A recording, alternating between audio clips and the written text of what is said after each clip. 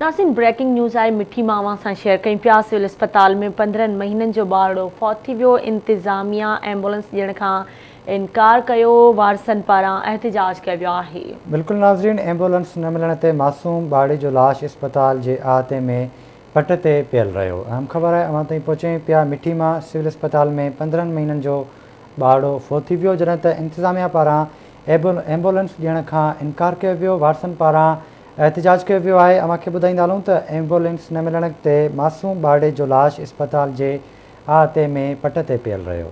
सिनासी नवां खे अहम ख़बर ॾियूं पिया। मिठी मां जिते सिविल अस्पताल में 15 महीननि जो ॿारड़ो फौत थी वियो, जॾहिं त इंतिज़ामिया एम्बुलेंस ॾियण खां इनकार कयो, जंहिं ते वारसनि पारां एहतिजाज कयो वियो आहे। एम्बुलेंस न मिलण ते मासूम ॿारड़े जो लाश अस्पताल जे अहाते में पट ते ई पियल रहियो।